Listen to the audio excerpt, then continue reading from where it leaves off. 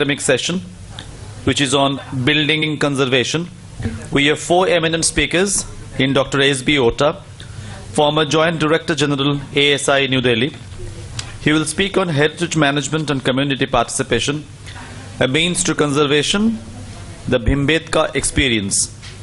He will be followed by Dr. Arun Menon, Convener, National Advisory Board, NCSHS, whose topic for discussion is Role of Scientific Investigation for Built Heritage Conservation. Then we have Dr. Tapan Bhattacharya, former Deputy Superintending Archaeologist, Archaeological Engineer, ASI, New Delhi, and he would speak on the need for old building to breathe and controlling damp. And the fourth speaker in this session is Dr. Nizamuddin Taher, former Director of Monuments, ASI, New Delhi, would be speaking on preservation of historical monuments, your way or my way, a case study. The entire session would be coordinated by Professor S.N. Bhattacharya. We are already late by 12 minutes, so it would be very convenient if you can kindly finish on time, because we must start the next session from 2 p.m. sharp. It's over to the coordinator for conducting this session. So thank you very much. Before going to the academic session, I want to take few seconds just to pay my homage to Swami Vivekananda, and with few words.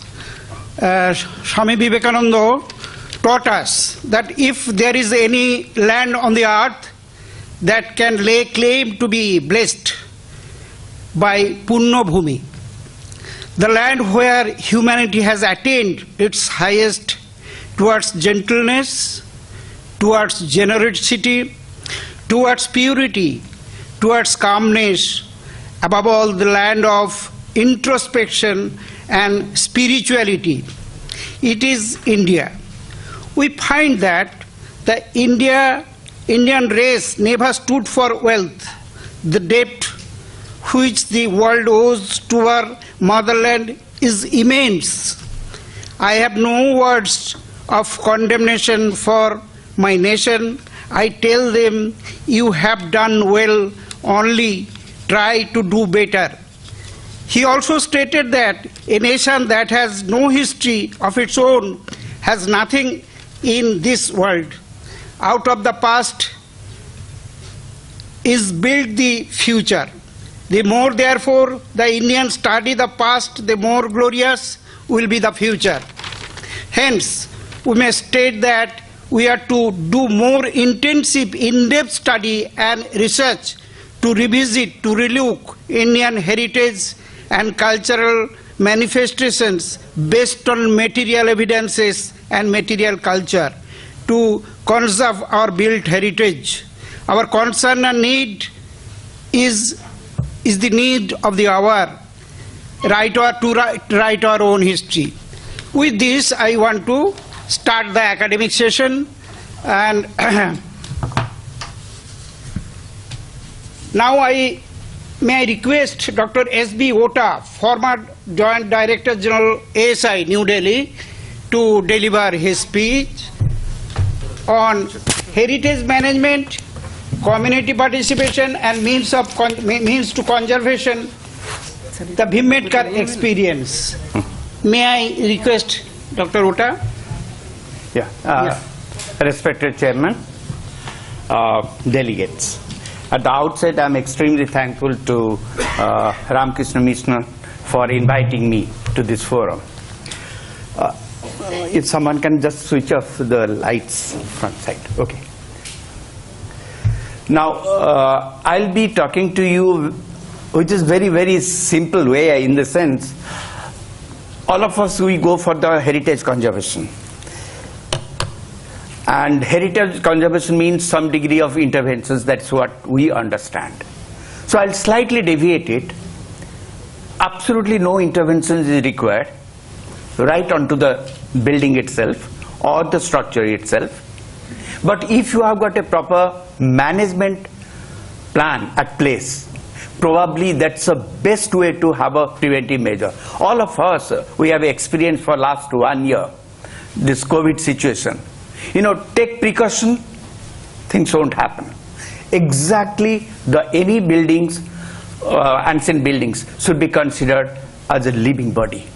It breathes. Probably Dr. Tapan Bhattacharya will be speaking on that. Every building is almost like a human body. You take precaution, many things can really be resolved. And the second aspect is the community participation. To whom it belongs? Is it the job of a group of people who has to take care of, or who? With that background, I'll just, because we'll have to go very fast, we have a little less time. All of us know preventing conservation, not even, what I am talking about, not even touching the structure itself. You go for a beautiful plan at place, many things can really be resolved. That is what I say. And that is what we have experimented at the Bhimbetka, which is a World Heritage Site. I'll be showing that. So that is what you call interventive treatment is absolutely not required. And mind it, all the paintings, rock paintings, are so sensitive, nothing is required to be intervened on that. No chemicals are required. And the second thing is, we'll have to understand whose heritage it is. All the time we say that, okay, this government, a group of government people are responsible for it. If we can really understand the reply of all these questions, you'll be understanding whose responsibility it is. First thing, whose heritage it is. Is the heritage of the Archaeological Survey of India, or the state archaeology, or a government body, or a private body, or the common people, those who are staying, inhabitants of that area?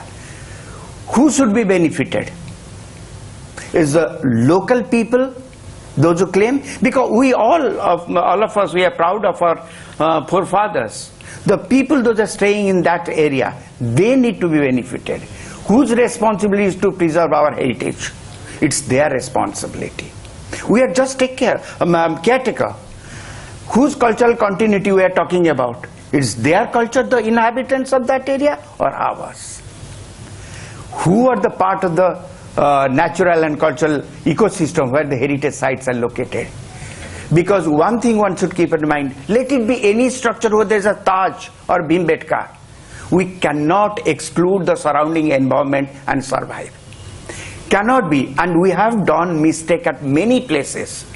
Both the things cannot be separated, and the third aspect is the intangible dimension. That's what I will be talking about. Things cannot be separated for heritage management or preservation. We'll go to that. Now, not only that, even UNESCO says when you go for any integration sustainable development plan, you'll have to involve the local people, because they are the first people, those are the major stakeholders in that. Now I'll take you to that World Heritage Site. It's one of the World Heritage Sites, prehistoric painted rock shelters, very close to Bhimbetka. And this was declared as the World Heritage in 2003. But very interestingly, this is the only World Heritage Site which comes under the cultural landscape group. This is only in our country. Here, of course, all of us know that Bhimbetka has got a long history of human cultures, right from Australian period, only lower Paleolithic, up to the present-day communities. And the second aspect for which it has been declared the World Heritage is very interesting. They say that there is a continuity, and that continuity can be seen among the local inhabitants of that. This is the only World Heritage in our country where this has been spelled out. Our responsibility increases when we consider all that. Now, this comes under the natural state sanctuary, Ratapani Sanctuary. It's a beautiful biodiversity and excellent natural architecture. In the sense, these are all nature-made caves and rock shelters, and it has got the water bodies. These are all natural water bodies, and these are all used right from the early prehistoric times onwards, and they needs to be preserved. And all of us know that there is a continuity culture right from lower Paleolithic onwards. These are the artifacts that has been recovered from that site, and it has got the largest complex of rock shelters anywhere in the country, including cupules. And The other aspect is the local inhabitants. We have got 21 villages. When you declare certain things as the World Heritage, we have got a buffer zone, which is a regulated area. And there we have got the 15 tribal and few 6 non-tribal villages, and they have got their own cultural identity. And UNESCO says you preserve these cultural identities along with the archaeological heritage, because we see the continuity within them. And these are the things, 5 hills which are protected by the Archaeological Survey of India, and this is that area which you call the core zone, and this is all the buffer zone. This grey color is the forest area, this is the revenue area. All those villages, tribal and non-tribal villages, fall within that. Just keep in your mind, we'll discuss the small patch 2 lands on the top. Now, the challenge with us is threefold. We'll have to preserve the natural heritage, we'll have to preserve the archaeological heritage, and the living heritage has got the 2 dimensions, tangible and intangible. So as per the mandate of the UNESCO World Heritage, we'll have to, this is the only site where all the 4 things have to be taken care of. Now, if I ask the risk factors, there are many risks: forest fire, human vandalism, wood cutting, these are all man-made, and collapsing the rock shelter natural. But I'll be just, because there is limited time, I'll be discussing 2-3 aspects of this. Now, I'll take you to one is a forest fair. Right inside the forest, there is a Ram Navami fair is to be held that's going on for last 30, 40, 50 years. And what happens, it's just for a day, half a day, all the local villages they gather, thousands of people, and what happens in that? Lot of distress, right in the heart of the sanctuary. And on the very next day, this is a photograph which was taken in probably 2003, and lot of garbage gets into the forest. The moment garbage gets into the forest, that destroys the forest and the natural environment, and particularly the animals also. And keeping that in mind, what we decided, how to get rid of it. We cannot stop the fair, we cannot stop the mela, but that has to be cleaned. Cleaning was a major problem. How much you can lift, it gets into the forest. So what we did, we formulated a strategy to study the nature of mela, nature of this fair, forest fair, what it happens in fact, and can it really be utilized as a, taken into a portion as a management plan process, so that we can really make it a positive thing.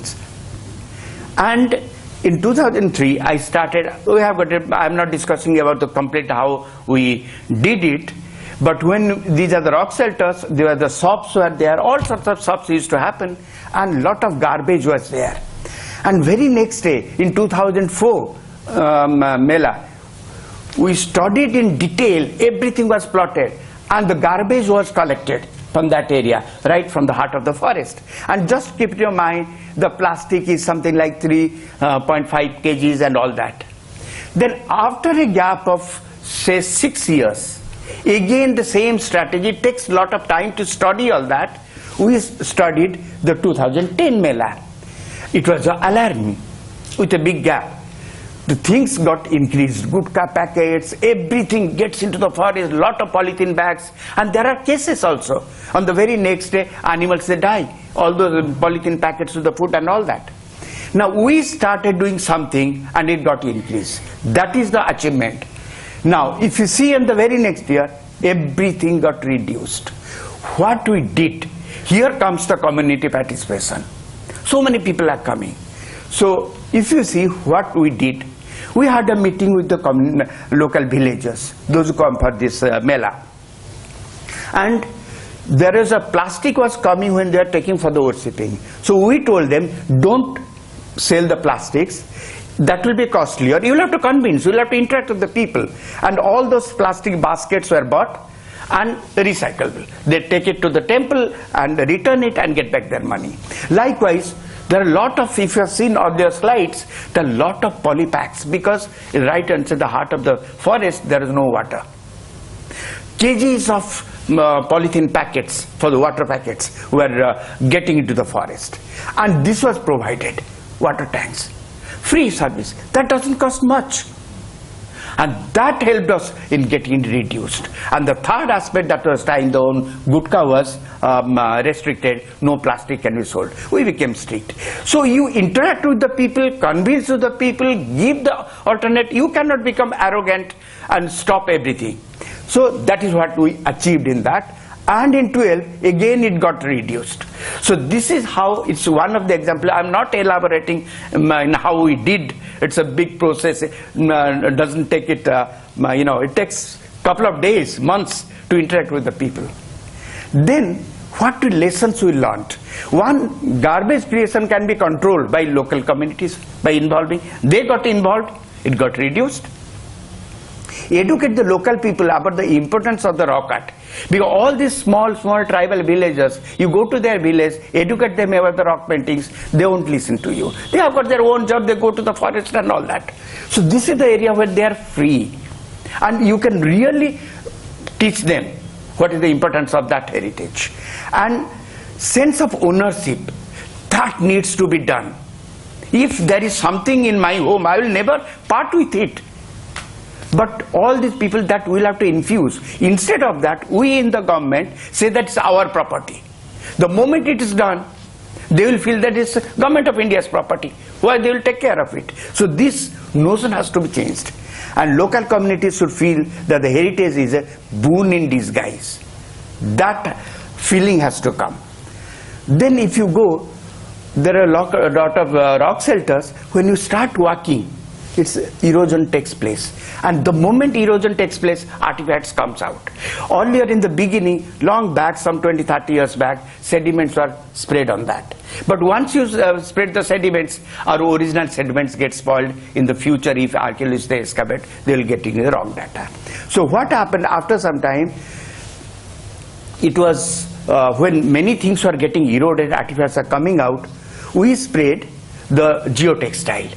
The geotextile has got certain properties, and on top of this, sediments were covered. So there is no link between the sediments on the geotextile and below the original sediment. But one thing had happened. People started working, it looks very good. After some days, as you know, those sediments which are kept on the geotextile, it started moving.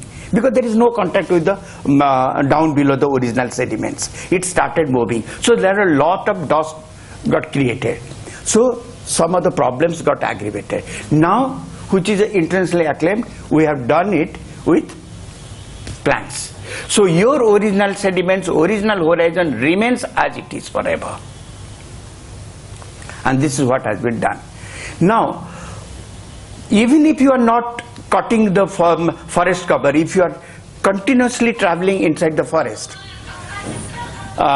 forest gets destroyed.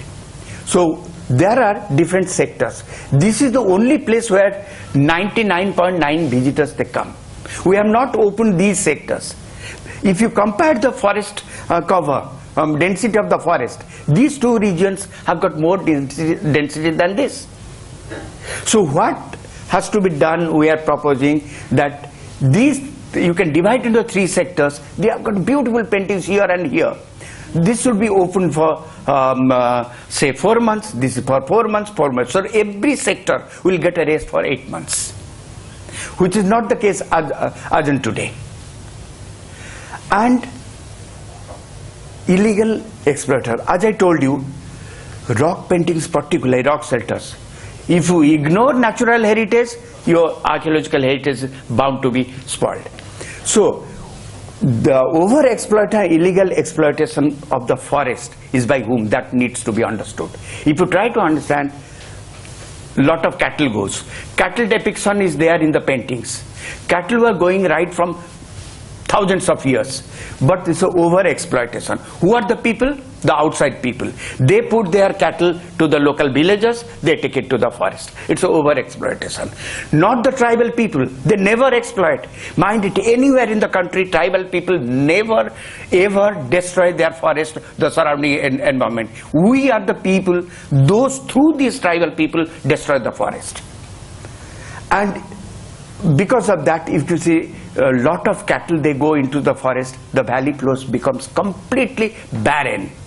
and nothing generates for years together, and the natural springs get spoiled, and lot of wood cutting. Why the wood cutting takes place in the forest? How much would the tribal people want? Very few. But again, the outside people, they give money to these tribals, they go to the forest, cut the trees. So for everything, I feel personally, not the tribal, not the local inhabitants are responsible. The people outside that area are responsible. And if you understand this phenomena, this can, because some time back what we did, how much they get per day? Very few, couple of, 50, 100 rupees. Some time back what we did, the people, those who go to the forest to cut the trees, they were engaged in ASI. We told them, your job is see that nothing should be cut, no trees. And they get a big amount, 250 rupees, 200 rupees per day. So he was quite happy. Everything got stopped some time back. So you involve those people, local people, those who are not the culprits, they are made culprits by the other people. And forest fire was happening now for last, say probably more than 20 years, it is completely stopped, forest fire. And these are illegally done. In the name of forest fire, forest department something does and all that, now it's not happening. And the effects of sunlight, if there is a deterioration in the vegetation, your paintings get spoiled. What we did, there are a lot of trees have been cut, on the paintings sunlight comes. So we did a detailed study. For complete 1 year, every hour we took the temperature, the ambient temperature and the surface temperature where the paintings are there. Those are recorded, including the photography, spot photography. What we did, you see, the moment the sunlight falls on the painting, we take the photograph. In every hour, how it increases and it wipes out. And in every hour, we took the surface temperature of the rock and the ambient temperature, air temperature. And these are recorded for 1 year. This is the surface temperature and ambient temperature. Now, the interesting thing what we got, the hottest day, because we regularly for 1 year we checked, the 1st June was the hottest day. When you put the graph, 1 hour graph, we found that after 3:30, 4:30 in the afternoon, in the hottest day, what happened? The ambient temperature decreases. Whereas the surface temperature of the rock, it goes up. This is the point where the exfoliation takes place because of contraction, expansion and contraction. This is happening because there are no trees. If there are trees, this surface temperature of the rock won't be going that much. So this is one thing we got a lesson, and subsequently there is a plan to put some of the trees so that it will cover as a screen. And then I'll take just another 5-7 minutes. Will that do? Okay. Then I'll come to the intangible heritage.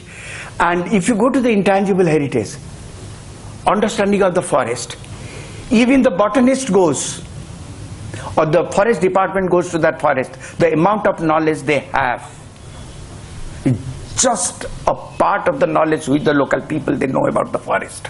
Edible plants, the medicinal plants, this is one of the areas where it has got more than 30-35 varieties of medicinal plants. It's a very fast disappearing.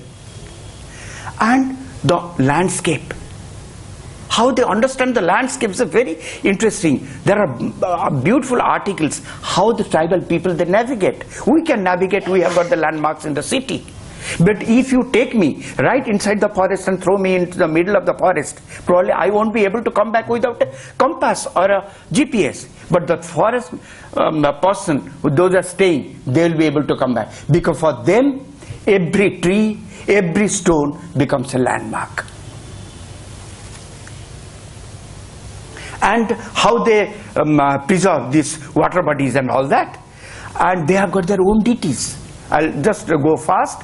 And that's the place, Bhimbetka is the place where we get the wild rice. It's very fast disappearing. And there is hardly 1 or 2 patches are left out. How they harvest the things, because these are called perennial. You know, 1 or 2 grains comes out. This is how they harvest the wild rice. And this must have been done even in the past. And the medicinal plants. People are very fast disappearing. It's because we have got a wrong policy on place. I'll show you that policy. Because people know about the all these plant medicines. And how they are forgetting, they're banned to go into the forest for the overexploitation. And traditional houses, I'll go fast, then I'll show you. And they have got their sacred precinct. The forest is their god.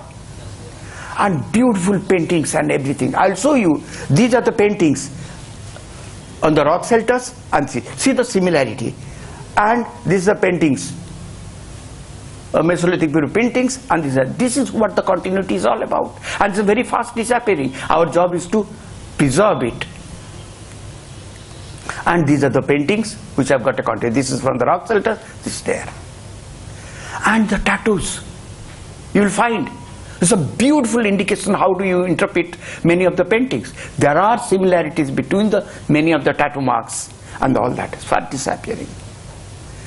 And basketry, these are the local paper mache and potteries and all these local traditions. These are fast disappearing. They are the local people. And finally the question comes, whose traditional knowledge all these? This is just 2 minutes. Yeah. Now, if you go to the, it is there that local people whose traditional knowledge is all about. I'll tell you what we are planning. There are 2 lands have been given. This should be, we are planning to do that. This can be developed as a social forestry where people will be depending on that, which is barren at the moment, instead of cutting the forest here. And these 3 things need to be modified to partially. This bans the local people. Why it bans? There is overexploitation. Overexploitation is by us, not by them. But all these acts, they ignore the overexploitation. They call it overexploitation by the tribals. Whereas if you go to the Himachal Pradesh and other places, they are allowed to go to the forest and cut the trees and all that for their own use. Now, if you want to retain their own culture, you allow them to interact with the forest, which is depicted even in the rock shelters, and their survival is on the forest. That needs to be done. And finally, forest acts, I'll tell you, because of that restrictions, will go very fast. And finally, I suggest some sort of a community museum. Not the museum which you are having anywhere in our country. What I suggest, don't bring them over here, go to their village, set up a museum. They will be constructing a house of their own in their own village, tribal village. They will exhibit, they will organize. If you want to see any of the tribal community, you go to their village and have a look, not bring them over here. Thank you.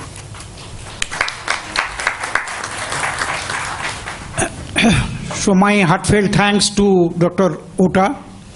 He has elaborated nicely the problems of Bhimbetka, the cave shelter, and he's suggesting that the preventive conservation to preserve the Bhimbetka cave would be better, and there must not be used any chemicals or other things. Although there are problems because perhaps there were some bamboo plantations adjoining to Bhimbetka caves, which I came to know from Dr. Ota in Indian Museum. And if there is any bamboo plantation, if we renew it, then the pollution could be controlled and the cave shelter paintings could be restored.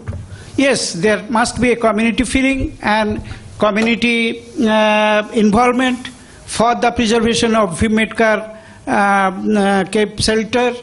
And he also suggested a very important thing, that there must be a community museum. They will teach, they will guide the people so that they will take care of their own cultural heritage, the Bhimbetka cave shelter. Thank you very much for his elaborated paper. Thank you.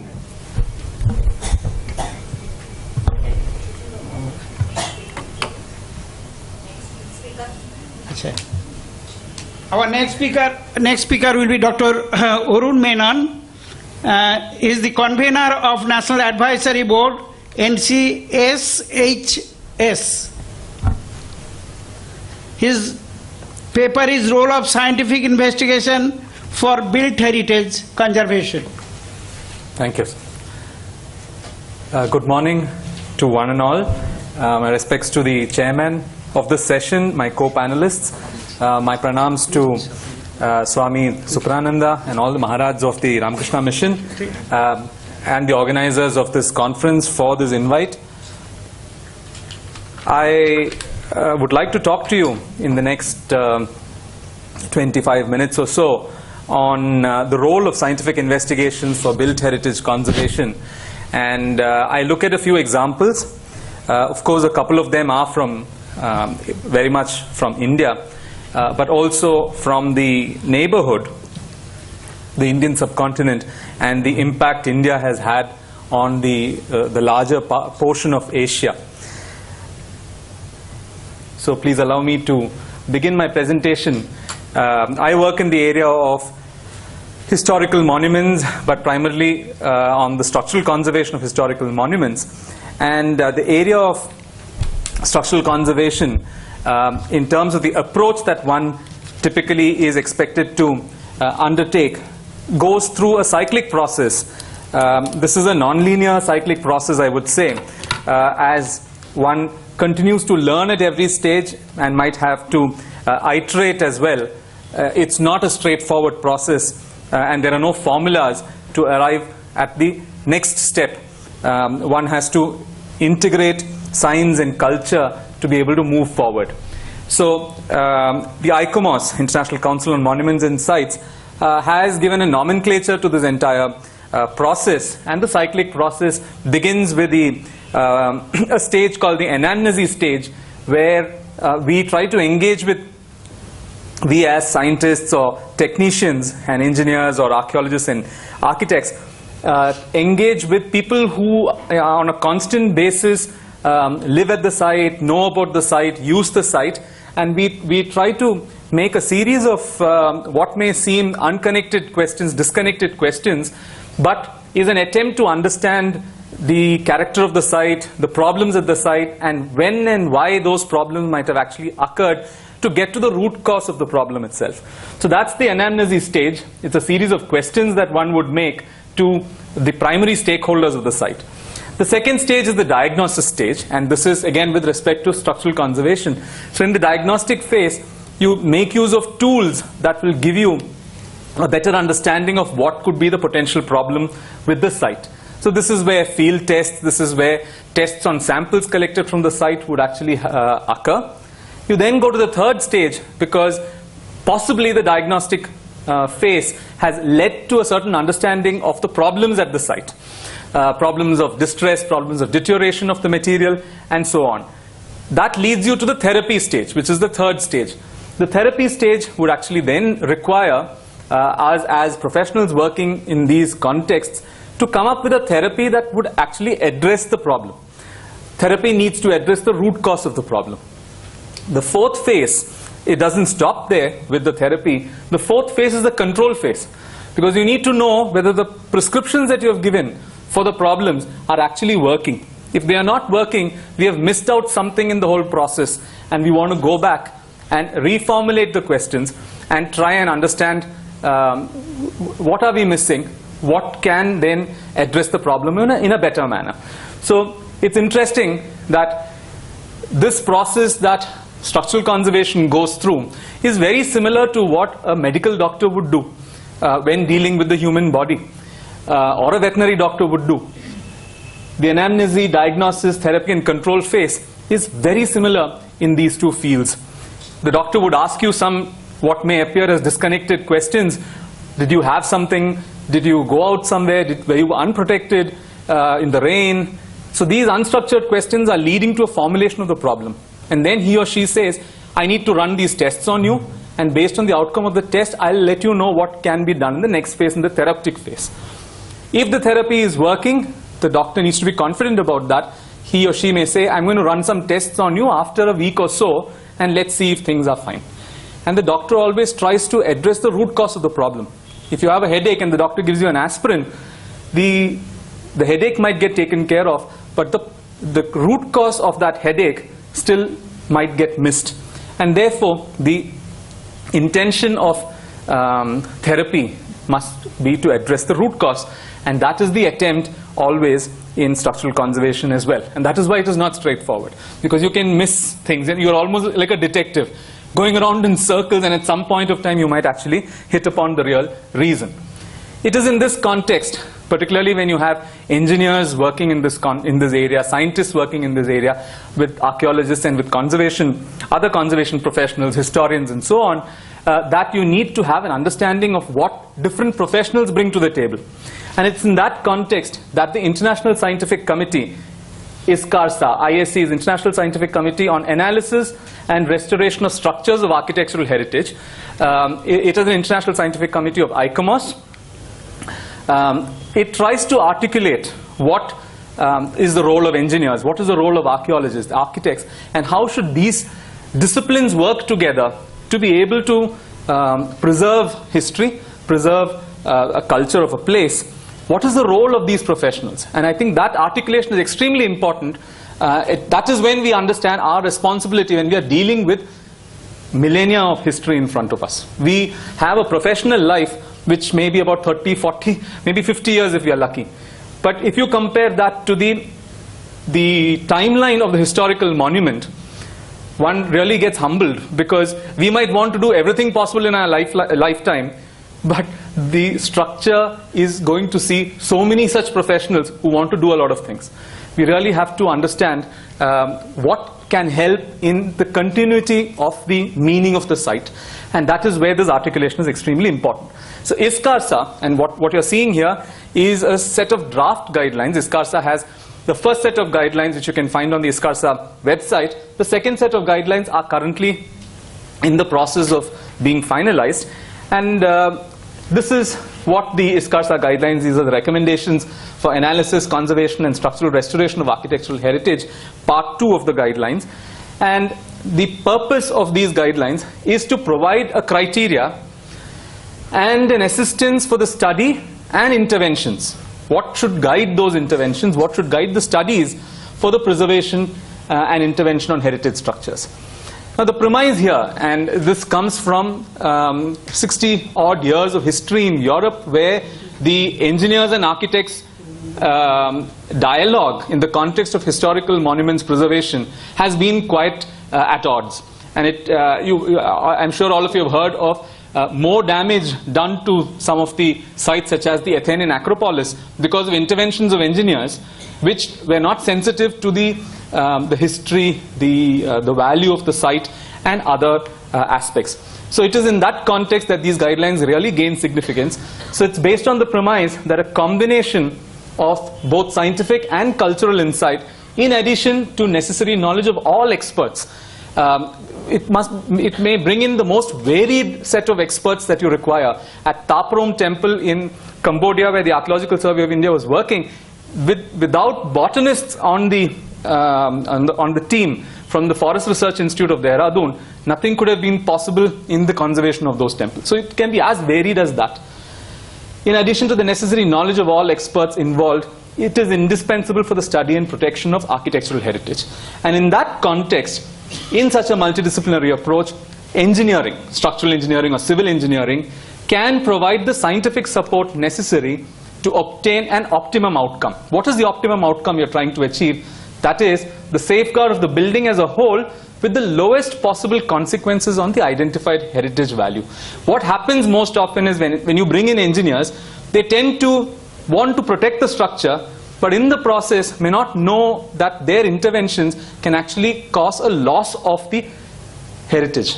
Now the point is trying to achieve a balance between preserving the value that the site stands for and achieving safety, achieving reduction in deterioration of the physical fabric. Therefore, the structural interventions criteria depend on compatibility with the original materials and techniques. That is extremely important, so that like for like materials are used. We must be able to remove interventions.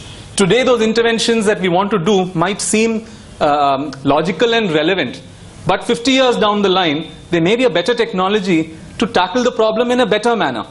Therefore, today's interventions should not block any future interventions, and therefore we are talking of reversibility. But today, in the international understanding, reversibility is not possible. You cannot go back to a state it was in. Reversibility is an idealistic intent. Removability is possible. You should be able to remove today's intervention without causing damage to the original fabric. So we've moved away from reversibility to removability. We must try to follow an incremental approach. We should not try to do everything that we can. We must do only as much as is necessary. And so you can possibly follow an incremental approach and keep observing what is happening to the site and come back and change things if necessary. And finally, we really have to understand every intervention or every, even a study that you want to conduct on this structure, what is the impact of that on the cultural value? If it is having a negative impact, we should look at an alternative solution or an alternative method. So this forms the premise with which multiple fields, engineering, science, should actually work with arts, archaeology, history to find solutions to preserving the physical heritage. So I thought I'll quickly take this opportunity of talking of 3 sites. And you might think we're talking of the built heritage of India, and why am I talking of a structure in Laos, which is the conservation of the Wat Phu World Heritage Site in Champasak province. The reason I'm talking about this is there's a very strong link to India in the past and today, because it is the Archaeological Survey of India that is actually working in this site to preserve it. Now, Wat Phu is a holy mountain. It's very similar in its form to Mount Kailash. And it will shock you that when you go and stand in front of the site and look at the profile of the mountain and wonder, it's a replica of Mount Kailash in its shape. What is it doing in Laos? So now that's the temple of Shiva, which is the mountain, and then you have structures that lead up to the temple. On foot it takes 2 days to reach the mountain itself, but then you have a number of structures on the site which are being protected today, partly by the Archaeological Survey of India. So that's the first example that I want to quickly look at. Conservation of the Wat Phu temple. So you can actually see the massive site. That's the mountain, which is so revered. The large site, constructed site, is at the base. You have parts of what might look like the palace. You then walk up. You have the galleries that will lead you up to a temple, and then you have the mountain, which is the chief temple by itself, the natural temple. The nature-culture linkage is very clear here. This is again similar to the Khmer period as in Cambodia, and therefore you see similarities in the construction. So here the work that Archaeological Survey of India was doing is at this site, and the focus is currently on the quadrangles that you see here. And while these quadrangles, the construction is with a type of sandstone and laterite, there is one gallery which is constructed out of brick, and that might have been due to shortage of material or whatever, but the focus is on that because maximum deterioration is in that particular site. So it's about the restoration of the brick gallery in the southern quadrangle. You see a picture of the southern quadrangle, and you also see some damage here. So as it happens in some of these places, you have an international conservation committee. Unlike in India, where we don't follow that sort of a process, here in some of these countries you have an international conservation committee, and the international conservation committee has a feeder group called the expert advisory group. So all proposals that are prepared for conservation of these sites go through the expert advisory committee and then to the ICC for approval for the country which is actually carrying out the work. So it is in that context that me and my team had the privilege of doing some studies here. And what was that? So you see the brick quadrangle, you see some deterioration, you see some collapse, and you can see the type of bricks here. There is some settlement related issues, and then there is collapse. So the two fundamental questions when ASI submitted the proposal for reconstruction of these collapsed portions of the brick quadrangle was, what is the scientific basis to state the type of binding mortar that has been used in the brickwork? From physical observation, the translucency of the mortar, ASI proposed that a natural binder be used which is locally available. But the expert advisory group and the ICC wanted more scientific credence to the fact that there is no lime at all, and that it is a resin which has been used for construction. That was one question, and the second question is whether the mortar itself had lime in it. So we had this interesting possibility of from the ASI and WATFU, get some samples, take it back to IIT Madras and do some tests. So we had conducted some investigations, and this had a direct bearing on the restoration work. So as you can see, brick masonry samples in the collapsed portion, which means we have some mortar also that is salvaged along with it, and different tests were run on this at IIT Madras. I'll take you through some very key learnings that we had when we conducted this test. We had to answer those pointed questions. Are you finding evidence of lime from this 11th, 12th century construction? So we did what are called X-ray diffraction tests, which give you an idea of the composition of the materials, because compounds form unique crystals, and unique crystals will the reflection of X-rays will be unique based on the shape of the crystals. Now that helps us identify that a certain compound has formed, and then you back calculate and say that is because of the certain material which has been used or chemical which has been used in the construction. So X-ray diffractions were conducted. X-ray diffraction test was conducted on historic brick samples. We looked at the interface to see if the products related to lime are to be seen at all. And very clearly there was no evidence of lime in these joints, in these brick mortar joints. We also looked at scanning electron microscope images. The beauty of this is what the human eye cannot see. You can magnify up to 1,000 times, and then it's a whole new world of discovery as you start looking at it. Very interestingly, when we looked at these scanning electron microscope images, we were able to see grains of sand, grains of rice. Grains of rice. So rice husk, not as rice husk ash, but rice husk itself was used in the clay when it was being kneaded, and this was used to ensure that the brittleness of brick is reduced, and then the brick was fired. So these are fired clay bricks. So this is very interesting. You can see the impressions of the grains of rice, and very interestingly, when we looked at the interface, we were able to see a translucent material. The translucent material was visible with the human eye, but then this is further ratification of what is happening. We could see a translucent material, but we could also see some white cracks. And what were those white cracks? Those white cracks was this translucent material cracking, and where it cracks, if you've seen plastic covers crack, you can see a white edge where the plastic has cracked. So this network of white cracks that you see is actually that translucent mortar which had cracked. So this, along with the absence of lime compounds, nail the fact that lime was never used, and ASI should go ahead with the natural resin, which is also present in the local literature as the material used to create the binder. We then looked at another aspect, which was in the reconstruction, material had to be created. You had to get new bricks. Now what's the compatibility between the old brick and the new brick? That has to be established, because the compatibility between materials is extremely important. So here, new bricks were available from Vietnam, where ASI is also working. So that was an easy source to get the necessary bricks. But we had to establish whether that is compatible with the old brick. And a PhD thesis that was conducted at IIT Madras a year or so ago actually looked at, revealed that porosity is an important indicator of durability. If you want compatibility, you want them to be compatible in terms of their lifespans also. And for that, more than strength or aspects like water absorption, if you can nail it on porosity, if you can check the porosity between the two, then they will last as long as each other. And that is a good indicator for the durability. So we conducted what's called Mercury intrusion porosimetry, where mercury is pushed into the substrate, and it gives you a characterization of the pore sizes and the total porosity that is present, distribution of pore sizes and total porosity.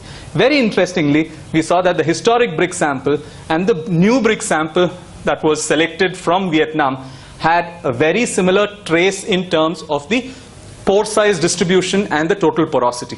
And though these strengths were slightly different, one might raise an eyebrow looking at the difference in strengths, but in reality that strength really doesn't matter in this context. As long as porosity is very similar, durability will be comparable. And so this was the answer that we had given, and we said that you should go ahead with this brick.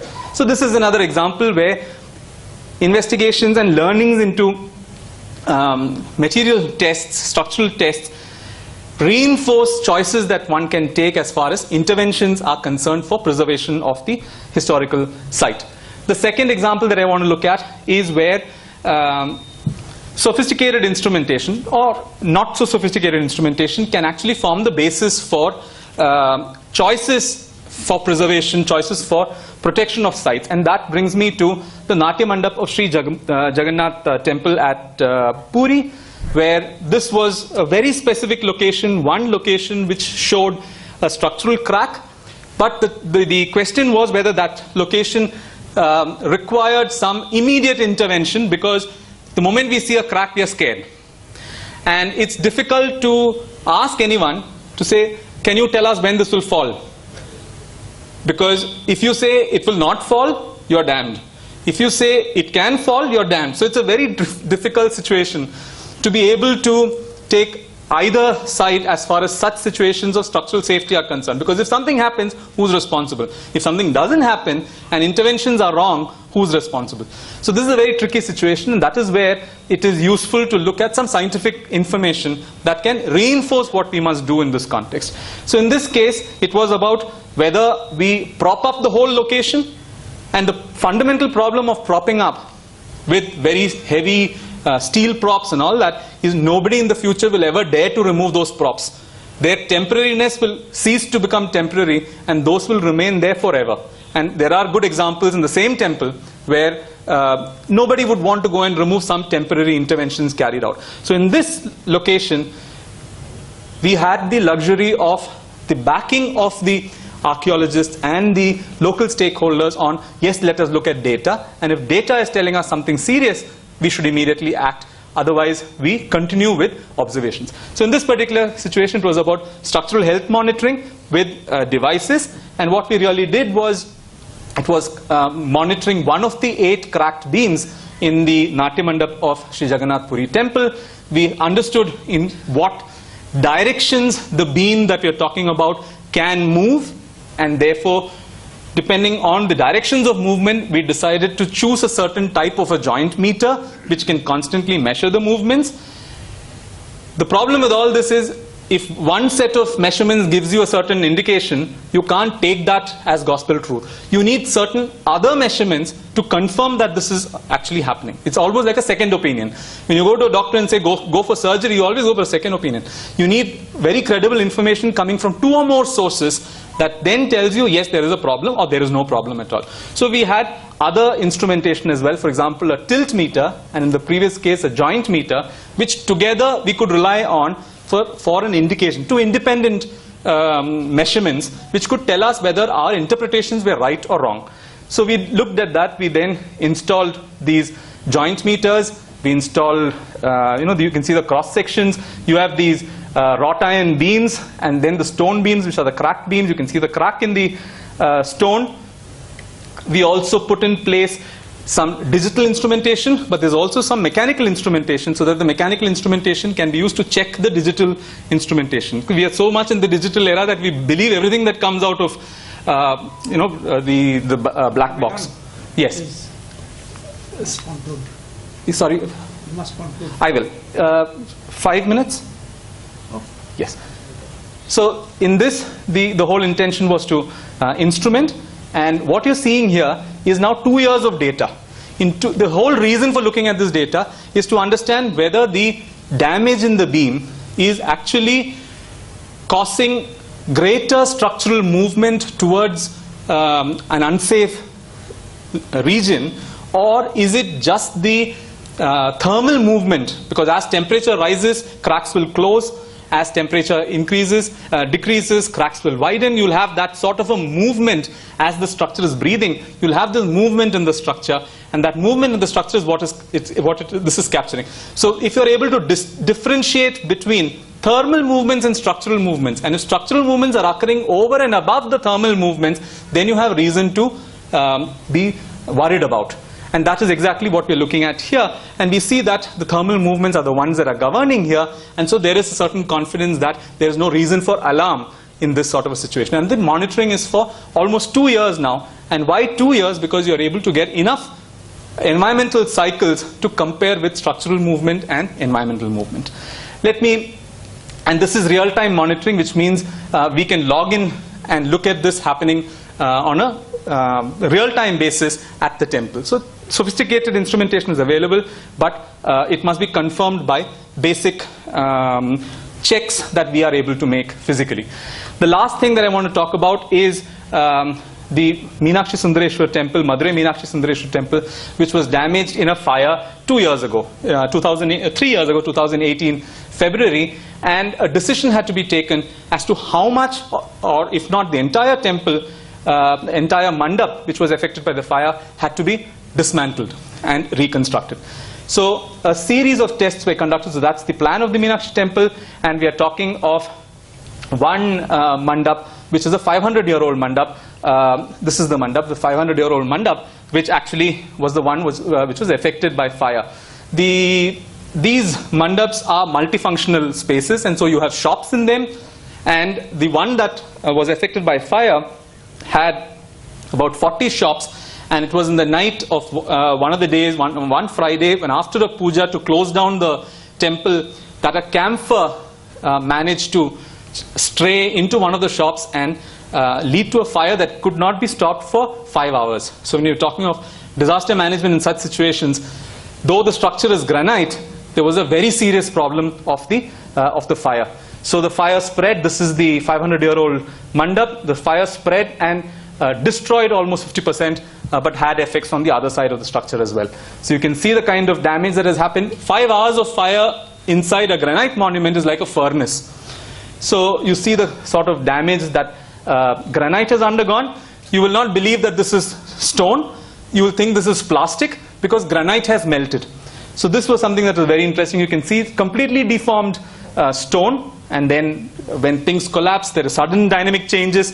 There can be a collapse there was a collapse of the roof as well.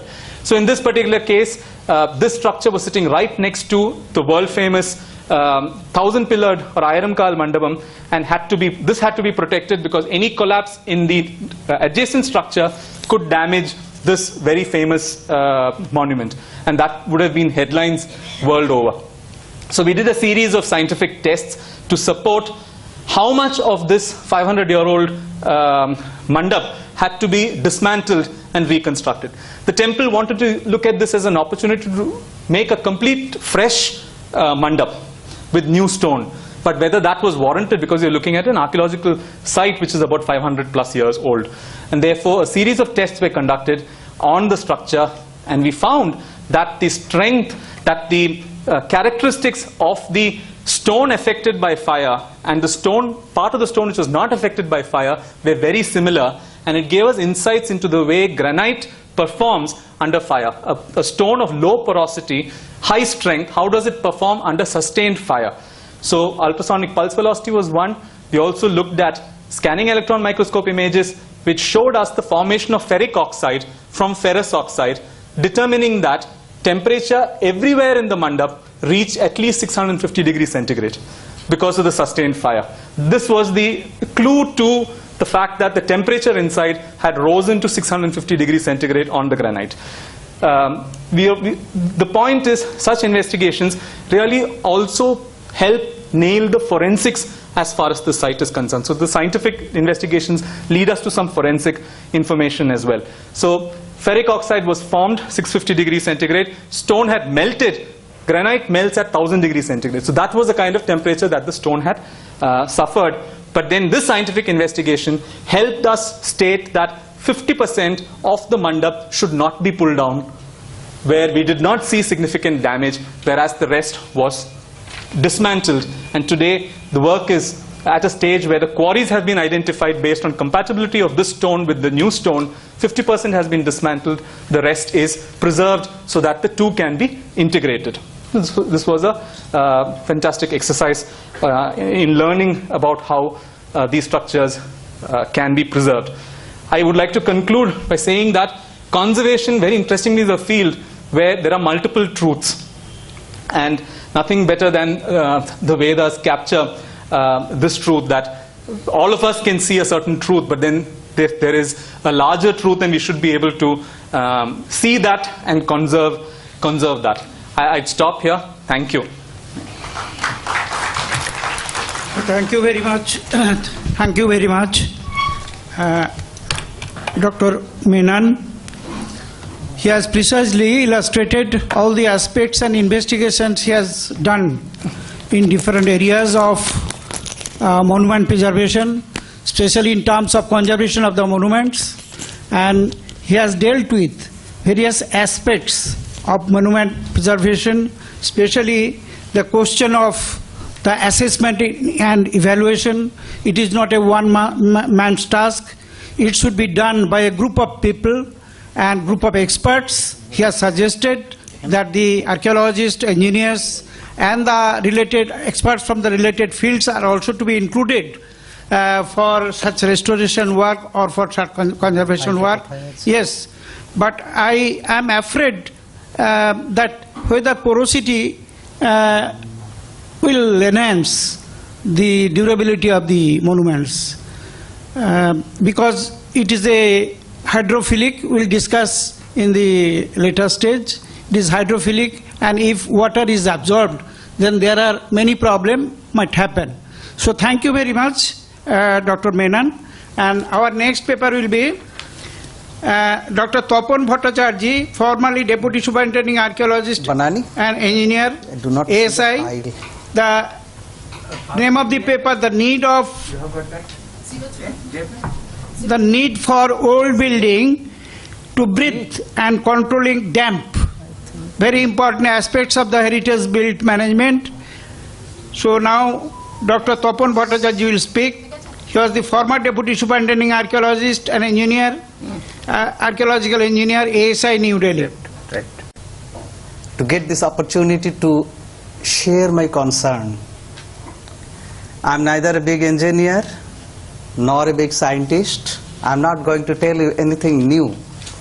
I'm just going to share my concern over a very important issue regarding conservation of built heritage. Of course, I'm delighted at the same time. I'm grateful to the organizers for accommodating such a topic here before the scholars. The need for old buildings to breathe and controlling damp.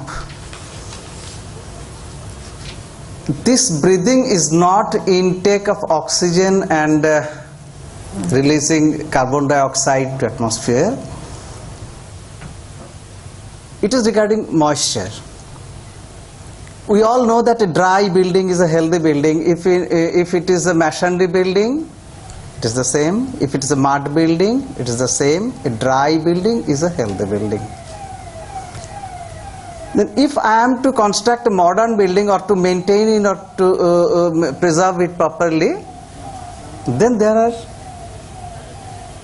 are techniques for which guides are there, civil engineers are there, civil engineering institutes are there, and we can construct very big buildings, we can maintain them very well. And even if I don't have an engineer nearby, you open your TV in the very morning, you find Amitabh Bachchan ji, he is advertising that Dr. Fix-It, this will give you very impermeable layer of paint and your building will be protected against moisture and all that. And some Akshay Kumar, he is also giving an ad that you put plaster on your face and you replaster your thing and damp will go from your this ancient building and all your buildings and all that. Did you ever see an ad in the TV or in newspaper that you protect your old building like this? We do not see it. And I do not know to whom to blame for this. Dr. S.B. Ota sir just informed us that there should not be the frequent necessity of physical intervention to our monuments if it is managed and maintained properly. Then what Dr. Arun Menon sir just told us, that you must see it, health monitoring. It's not that you just saw a crack and jump upon it with some cement, sand and lime and everything and do a lot of physical intervention. Not that. You just try to understand, go for health monitoring, and he has invented some monitoring systems. We have SBOTA, we have Dr. Arun Menon. Are we really listening to them? Here is Dr. Nita Das, who offered the facility to us in Kolkata that I am ready to tell you what your building was built in.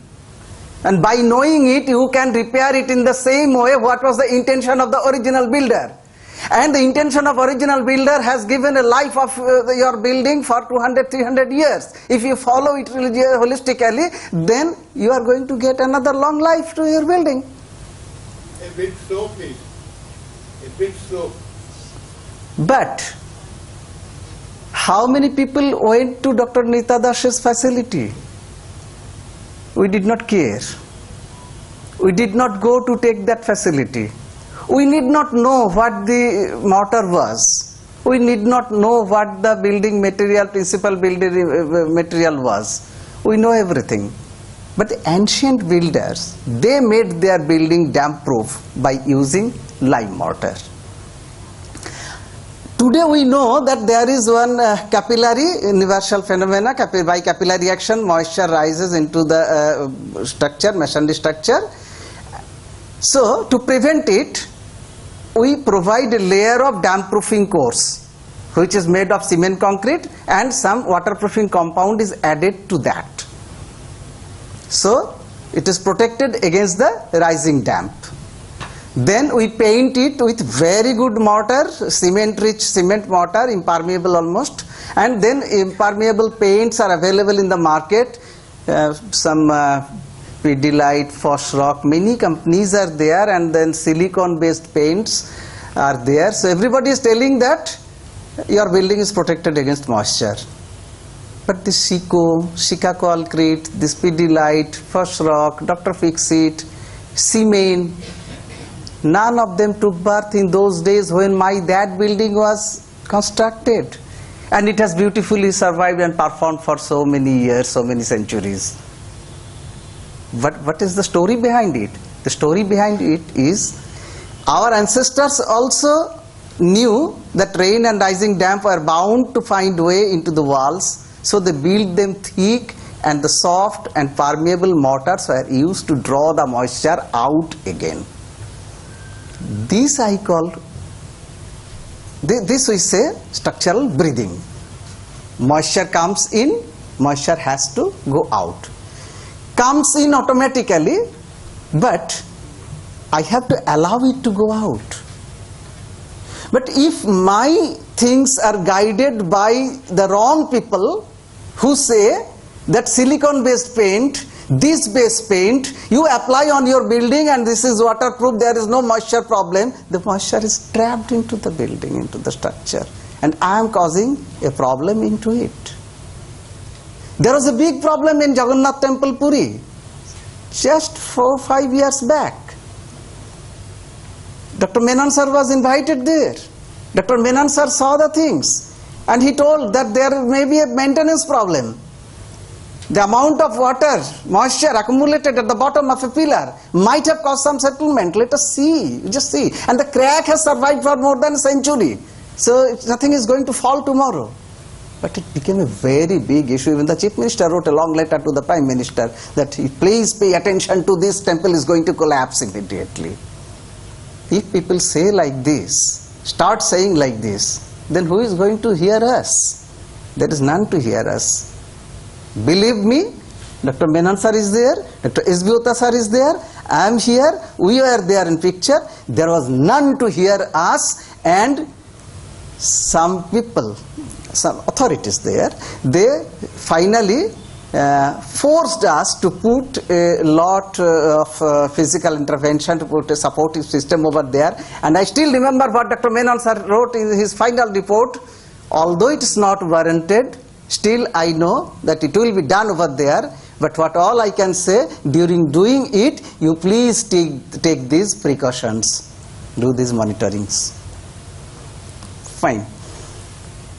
A traditionally built structure needs to breathe only to accommodate moisture. It relies on the free, unrestricted movement and dispersal of moisture through its materials to perform effectively. And you see how nicely this building is maintained? It is in Bengal. And it is, I think, it is more than 400 years old. Nobody has gone to put a layer of paint on it. Nobody has gone there to inject some waterproofing barrier to its plinth level. Nothing has been done like that. So the beautifully performing this building till date. No? But this art and science of damp-free building is a balancing act. What is a dampness? Excessive level of moisture. And that's the most common conservation problem encountered in almost every old building. Wherever you go to an old building, you just pay attention for its conservation and repair and maintenance. The first thing which comes to your eyes, before your eyes, is dampness, dampness. Why there should be so much of dampness problem over there if it is properly maintained? Because it is beautifully performed for last so many centuries, 200, 300, 400 years. There is no major structural issue. Why so much of dampness today? This building, I cannot exactly remember the name of this building and don't know who did it, but somebody tried to do something with this. And you see the result.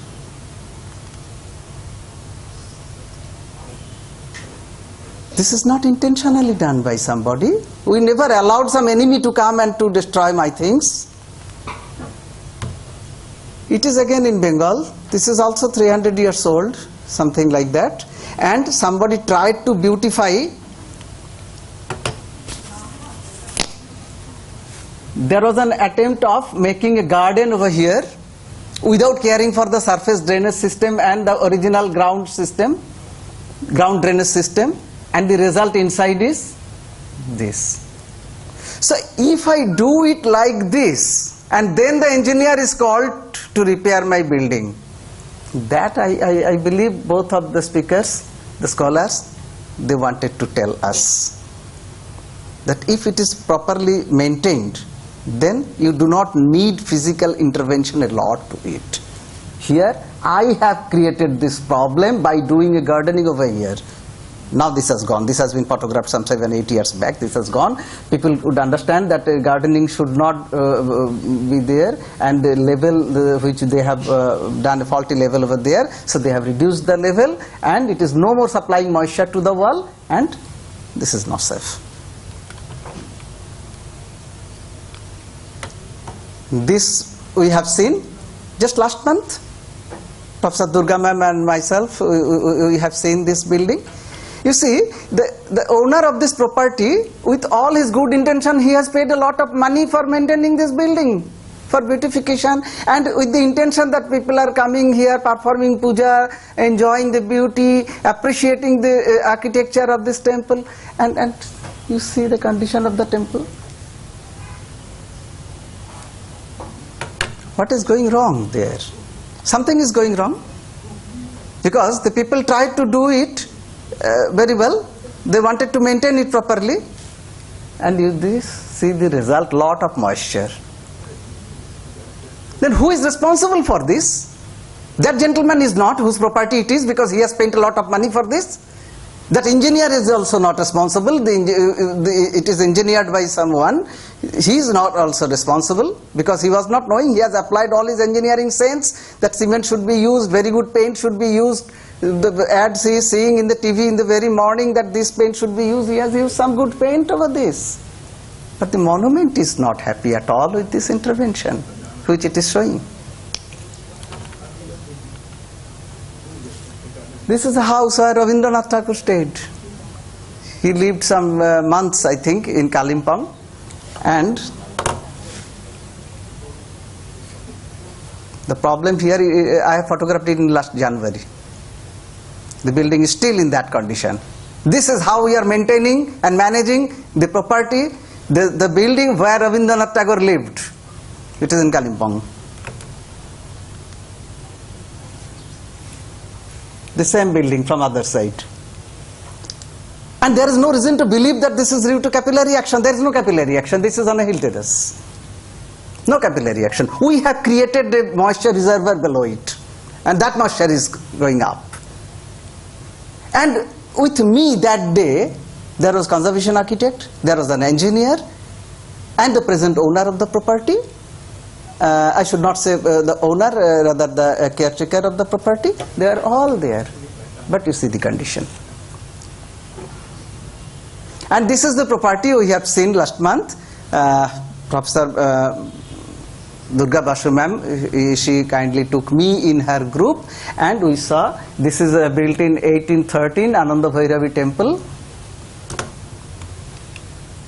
Very nice temple complex.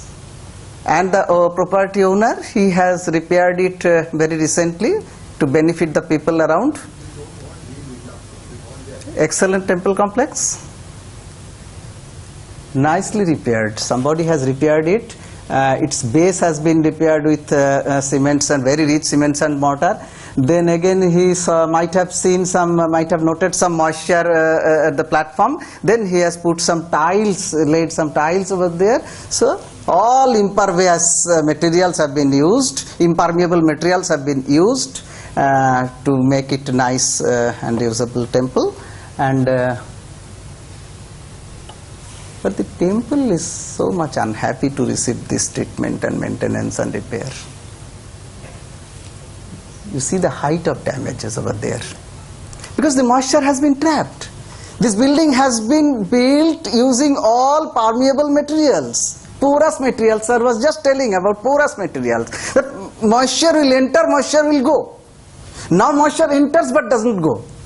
So what it is doing is like this. Next year the person will see the same thing, and then he will continue this treatment up to that, and then the problem will go up.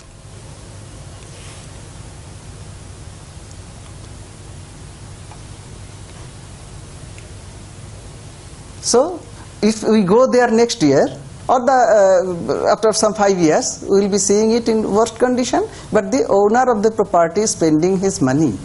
Engineer is trying his level best. People have, all the local people, they have the good intention. Does not it really mean that we have failed to generate that awareness among the people? How it should be maintained? So we have the facility of Dr. Nita Das available with us. We have the facilities available with Dr. Arun Menon sir.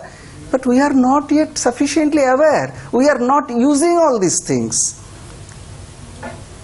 It is in Shantiniketan. Dijabiram, they also call it Nichu Badi. It was built in a lowland area. I think this was the first building there. Even before Shantiniketan building, this was built. And this building is maintained, you know, university of this Vishwabharati status, they have their own engineering department and qualified engineers are there. And the maintenance and repair of these buildings are all engineered by qualified engineers. And you see, they have maintained. And with their available civil engineering knowledge, they have repaired this building using cement. This is cement punning and cement plaster and impermeable paints. And you see the result of that repair. This I had photographed in 2008. Repair is going up and problem is going up. Finally, ASI was called there, and we found that the original plinth level and ground level is much below the existing level. These two steps are the original steps, and we went back to that level, and the surface drainage system was revived. The building is now happy.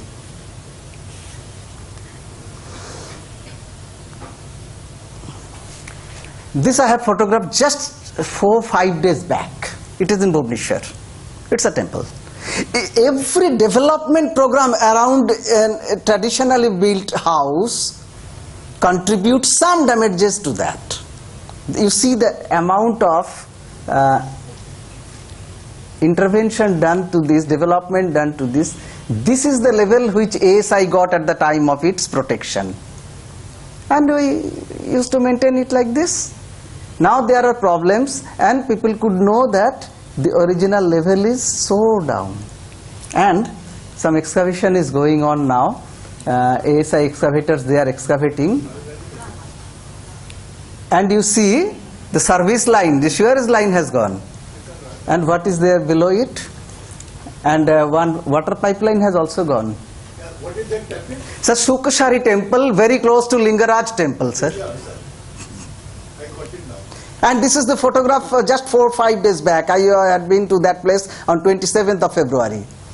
So till date we are standing there. We are not ready to hear anybody about maintenance and the preservation of our heritage buildings. If this is the condition of this temple in the heart of Odisha, in the heart of Bhubaneswar town, sir, it may not be more than 1.5 kilometers from the Bhubaneswar Secretariat. And this is going on. And our archaeologists are now trying to put it back to its original level. Side or western side? I cannot exactly remember. On the other side. Yes, sir, it is towards Rajarani. It is towards Rajarani. While coming to that Lewis Road, you used to go in those days, in 80s, very frequently, I remember. Okay, so this is the thing going on around. So the local authorities, they have done lots of developmental works. Sewerage line, water line, everything has gone from here. And a road it was, so ASI could not do anything. ASI just built their boundary wall here and used to maintain from there. Now the local archaeological officer of Archaeological Survey of India is fighting a lot against the people. No, this is an archaeological monument and my remains are there. He is excavating with police protection and everything, and he is trying to give another lease of life to this temple. Repair, and problem is going up. What is the problem here? Using wrong mortar. So this again shows that we have not yet passed on successfully that message that what material should be there for repairing my old buildings. Another building in Shantiniketan, all the engineers of the university, they tried their level best to maintain it, repair it, preserve it, failed, successfully failed. ASI did it in the year 2009. Belvedere House, National Library, Kolkata, it was handled by ASI in the year 2011-12 and it was painted with all good paints. And use of inappropriate materials. This is a temple in Jaipur, Vishnupur. They tried their level best. They used very rich cement mortar to protect the building, to give a long life to this building. But the result is disastrous. If a lime mortar built structure is repaired with such rigid cement mortar, it's bound to fail. And it has failed. You see what has happened. Then this is Bhimbetka Fall. Sir will remember, Ota sir will remember. We saw a crack there. The crack is running like this. It is a parapet wall. We went to some engineers, very big engineers, and architects, conservation architects, and they all started monitoring, seeing whether the corner pillar has settled, whether there is a settlement problem, whether there is another structural problem. So many people came, they analyzed the things, and after all efforts are gone, then we started opening, just tried to see what has gone wrong with the building. Before coming to ASI, this building was maintained by CPWD, all modern engineers, civil engineers, and they have done very well maintenance to this using cement and other tar bituminous felt and everything, and that has caused the trapping of moisture, and the trapped moisture has eaten away the wooden beams. This was the condition of the wooden beams, and this was the cause of that crack. No settlement, no foundation issue, no nothing. Not only here, not only in West Bengal, this was in Myanmar before ASI took up that work. So they tried their level best to repair it with the available engineering knowledge, available engineering materials, and the result was like this. Now ASI has repaired it. ASI has completed this work just 2 years back. In Vietnam, this is Bangan. Lower portion received more repair and received more damages. Many attempts were there. Even they tried to replicate the bricks using some cement-rich mortar. This I had visited 2018 June in Nguyen Thanh province of Vietnam. Excellent sample of repair. Now the mortar stands proudly and my principal building material goes. Bricks are going. Dr. Bhattacharya, please. So in all these cases, responsible factor is not the bad intention of the owner. Responsible factor is not the bad intention of the engineer. Engineers are all qualified enough to maintain modern buildings. We have not yet generated sufficient awareness among the heritage custodians how to repair my buildings. Then how to repair my buildings and what material it should be, that I am to tell my people, because this machine is trained to construct modern buildings and to maintain it. Now I am the person to tell him, you do it like this, how to prepare lime shurki mortar, how to apply it. You see, once I have told him, once I have shown him, he is giving me excellent works. I am the person to tell him how to create the joints, how to maintain it, and how to put mortar. They are giving me very good works. And if I do it, if I follow these things, then I can maintain it. This is not at least 400 years old structure. Nice. Nobody has painted it with some silicone paint or something like that. So for a dry and healthy building, let it breathe, and by using lime mortars for pointing, plaster and lime wash, we are letting our buildings breathe the way the original builders intended. So my intention, my target is to tell the people, let us be together. Let us be together. Dr. Menon contributes something, S.B. Otta sir contributes something, Dr. Nita Das ma'am, she contributes something. Let us be together and let us tell more and more people how it should be. Let us take a decision that we should not allow the people to cause such damages in the name of repair or maintenance of our heritage buildings. Thank you very much. So thank you, Dr. Bhattacharya. He has elaborated the problem of controlling damp, and I can quote, I want to breathe. That is the message that the all heritage buildings, they should breathe properly for proper conservation and restoration. And he has explained, shown by various illustrations what extent of damage has done in different places, in different temperatures, in different subsoils and soils. So this is a nice example. We have to take down, we have to note all these things and what preventive measures we could take so that we could prevent such damage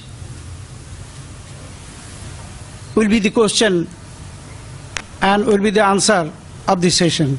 Next person will be Dr. Nizamuddin Taher.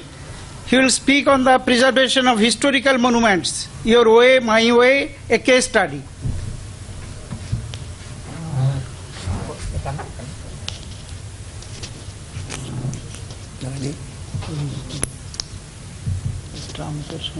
Allow me to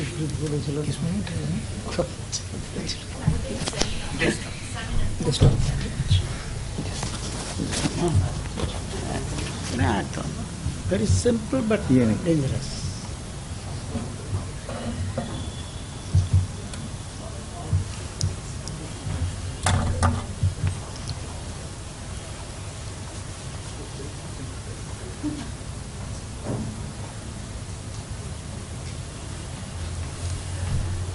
Namaskar, respected chairperson, fellow delegates. It was very interesting to hear the panel speak on various aspects. And basically, me and Vota Sahab are archaeologists and rest are engineers and conservators. So our perspective may differ, but our intention is to save the monument and preserve the monument. Well, before that, I would like to acknowledge me being invited by the institution, especially Durgaji and the organizers, and in front of Deshpande Sahab, who has been our mentor. I would like to make a presentation. And this is not the presentation that I'm making for the first time, because I'm very emotional about the monuments, especially in Goa and Madhya Pradesh.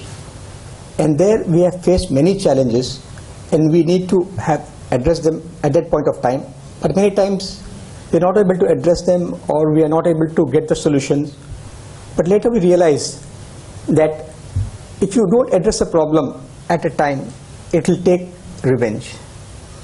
Like it was demonstrated by our people here, that we first need to diagnose what's the issue, what is the problem, and then look for solutions. And solutions may not always be right at the first go. We need to analyze, we need to diagnose. So I'm using the word your way or my way. It's just a metaphor. There's nothing called your way or my way. It's the right way. So many times we go to a monument, go to a site, we seek for solutions. And especially the solution that what I have come through my experience, which I call it preventive conservation, minimum intervention. All these are site specific. These cannot be generalized to all the monuments. So especially with regard to Basilica of Bom Jesus, which is a World Heritage Site, and this monument is a transcultural monument of the previous era, or say the Portuguese regime, but this was constructed way back in 16th century. But the issue is that when it was handed over to ASI, or just before Goa got liberated, the monument was deplastered, the basilica, in which we have the relics of St. Francis Xavier, and it's got a very important place in the European world or the Catholic history. But since this property is housed in India, I was recollecting what Swamiji was talking yesterday about Bharatiya.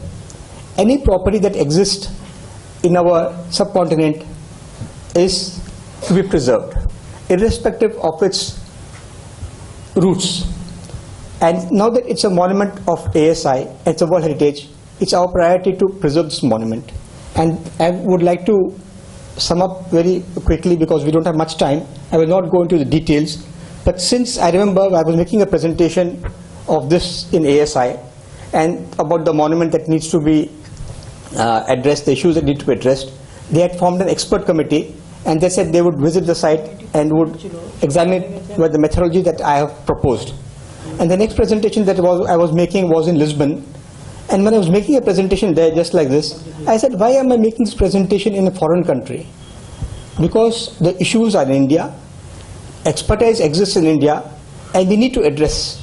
And today, hearing Arunji's talk, I think we need such interventions, such studies before we take up any major interventions within our monuments. Many times we archaeologists tend to work unilaterally. We have an engineer in our team, but now we have resources available outside ASI.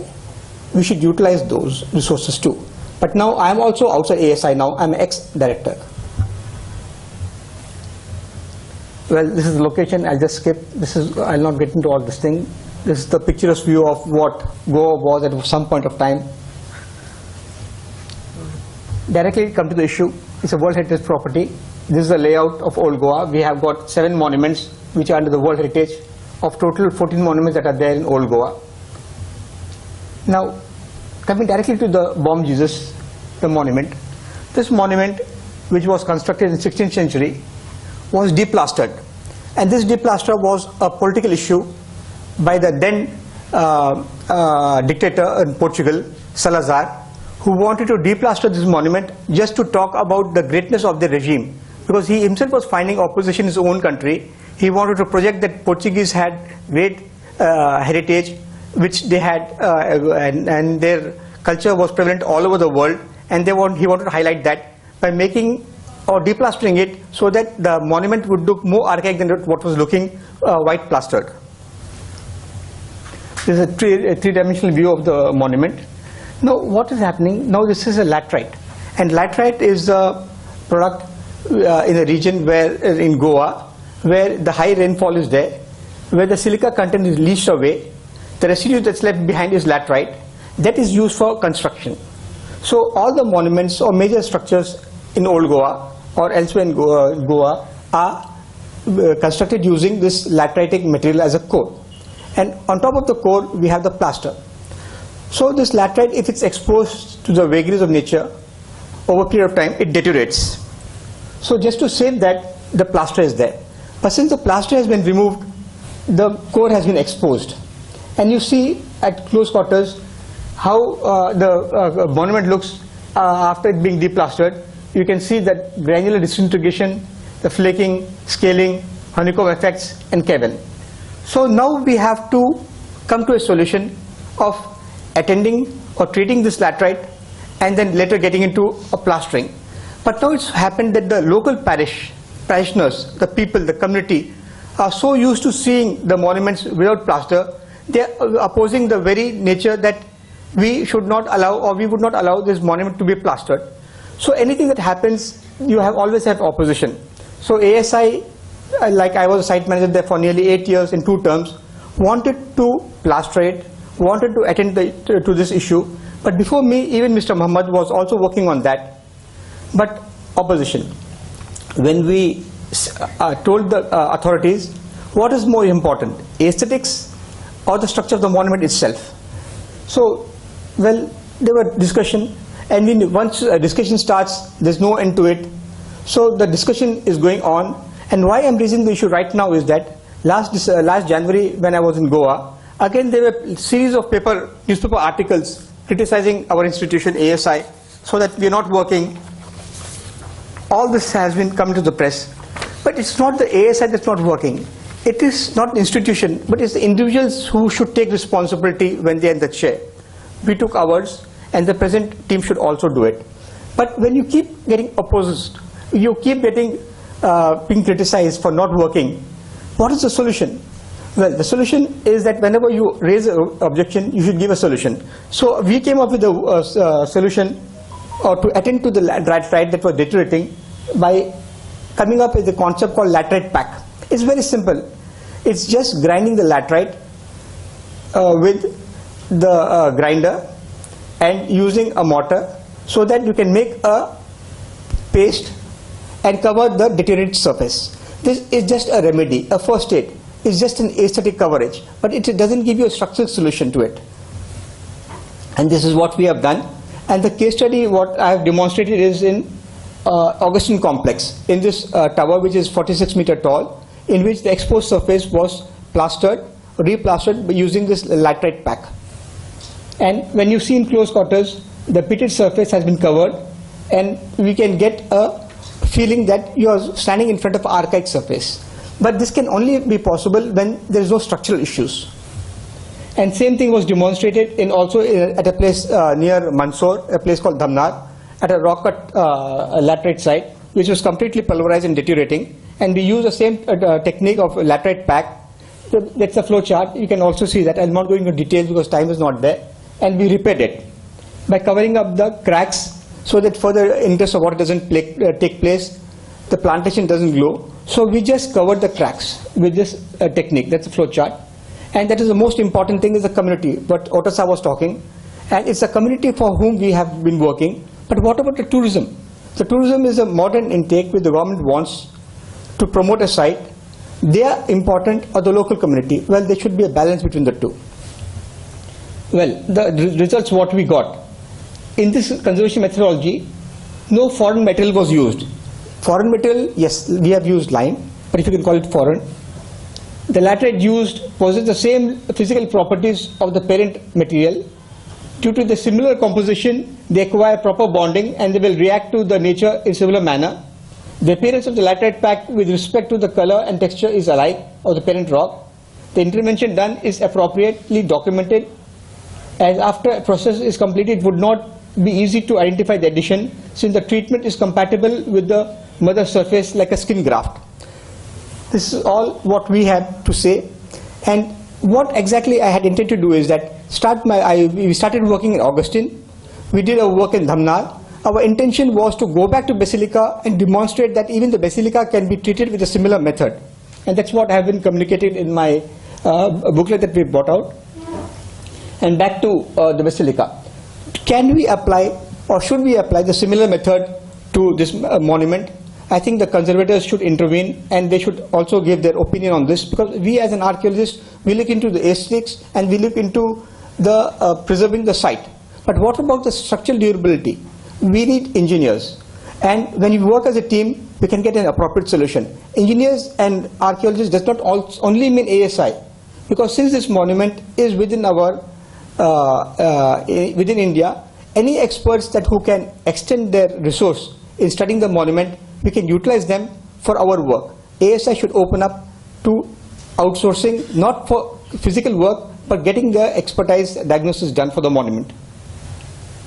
And when we were started to work, we again had opposition. So had Mr. Muhammad, that is in 95, he had opposition, and later we also had opposition when we were taking up the trying to attend to the conservation of Basilica. But now what happened? If the past, as I said, if the past events are not conclusively addressed in their context, they have a habit of reasserting. So this is what happened when I was in Goa. Again, this issue started. The Basilica is in damage, or it could collapse any moment, rector. Plastering needs to be done. At one time, the very authorities who had opposed us to work on the monument, and now they are appealing to us to work. So I told them at that point of time, sir, now that I'm in the chair, make the best use of me. But now once I'm gone, maybe I will not be able to help you by executing it, but I can be an advisor. So this is the time has come where one should attend to the issue, what's happening in Basilica, because now what's happening, whatever happens within Goa is reflected in Portugal, is reflected in Europe. So why is our institution getting a name that we're not attending to the conservation of Basilica, and the interpretation what is there in the press is completely negative, and that's not appropriate, because we don't differentiate between any cultures or religion. We worked on the monuments. Any monument that needs to be repaired is worked within the ASI fold, irrespective of its cultural content. And the conclusion reached on the basis of the case studies is application of mine that conservation of the explorative surface of Basilica of Bomb Jesus could be undertaken using laterite technique. That's what I have proposed. But that is not the only way. Or use a suitable alternative. A suitable alternative could be very simple. Cut out the laterite that has weathered. You can clad it with a laterite brick. That's very simple. But do it. What could be that with the due consensus of the stakeholders, because now we have got the stakeholders which are the owners of the property, and ASI is a custodian. Many times ASI has always been possessing to be an owner, but actually be the custodian of the heritage of the country, not the owners of the heritage. So the method what I have proposed, I could end by saying that it could be taken up or should be taken up. It's an approach conflict. And this is acknowledgement to the team, because whenever the ASI works, me works, or Otasa works, or anybody works, it's not one person. We've got a full team of us who are there, who are not reflected many a times, and only we are standing in front of you and making a presentation. But it's a team of people who are working with us who also need to be acknowledged. And an ASI being the mother institution who supports us, but many a times it's the individual who doesn't work and the institution is criticized. And I end up by quoting Swamiji, each work has to pass through 3 stages: ridicule, opposition, and acceptance. Those who think ahead of time are sure to be misunderstood. Thank you. So thank you, Dr. Taher, for your very excellent presentation. Especially the paper is dealt with laterites and the problem of laterites. It is very much related to weathering. And it is an acute problem of, that the problem of Konark, how the sands are coming out from the body of the temple, Sun Temple. And you have attempted to make some remedy by using the laterites and repair the same thing there. That is also a good attempt, but it has also to be discussed and to be debated, because the question of aesthetic value cannot be sacrificed in the name of restoration or conservation. So, but thank you very much for your kind presentation. Now all the papers are open for discussion and interactions.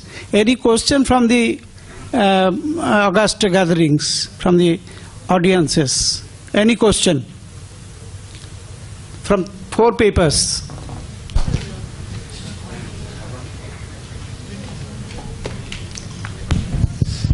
Thank you, Dr. Menon. Myself is an engineer basically. I am not an archaeologist, neither a historian. I moved along the country. The only thing which attracted your ear is that it's really the analytical methods which possibly needs such monitoring and all that. The only thing which I was thinking of asking is, being an engineer and being an Institute of Engineers corporate members and all that, I was always questioning my fraternity that does it have any Indian standard for archaeological heritage?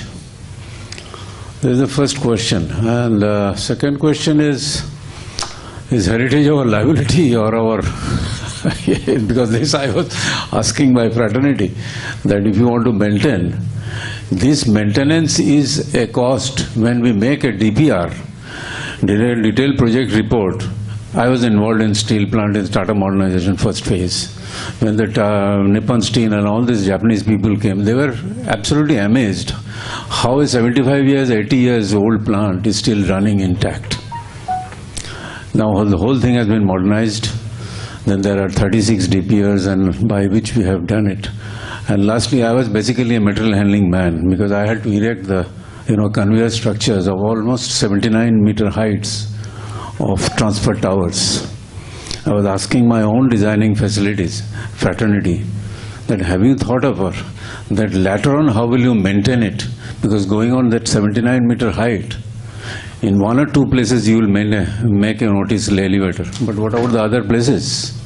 I think history also speaks that we don't give any importance of future maintenance or what kind of, they call it equity.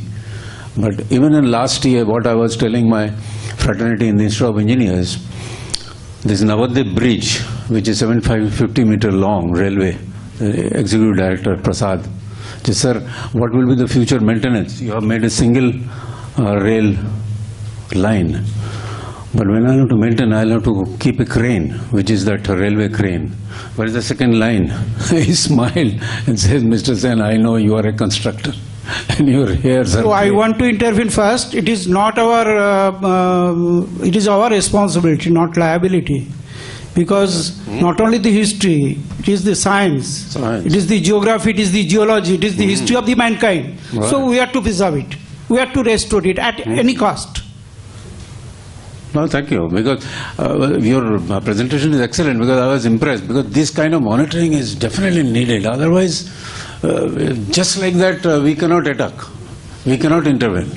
Because I have done brownfield the last 70 years, Nehru's temples of India. I erected it. Again, 30 years back, I have gone there for maintenance. Thank you. Okay. Thank you, sir.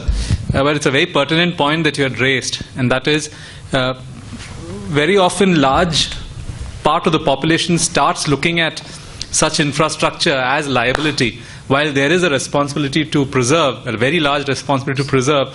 The practical issues that we are dealt with in such situations make us feel that these are liabilities. And that's where there is a concerted dialogue that is essential. And within this entire context of the sustainable development goals that we talk of, 2030 SDGs, the point that is being driven today is maintaining existing infrastructure is an important component of sustainable cities. And I think that philosophy must come into education, into engineering education and other fields, that we realize that maintaining and putting to use an existing infrastructure as much as possible is an important component rather than going in and replacing it completely. So this is an important dialogue that is essential in the engineering fraternity, the academia and so on. So definitely this springs from the responsibility that we have to keep it, but there is meaning in retaining these, because that's the sustainable way of living, rather than going in for new facilities themselves. Thank you. Thank you. Yes. Yes, yes, yes. This is the only way. Because if you want installing big things and you don't maintain, it's a terrible thing. The drain on resources. Yes. Excuse me, whether there is any IS codes which he has asked. So Maintenance of our old heritage. Oh, I think it is clearly ordered. I think that's the question that I had missed answering to, whether there are codes.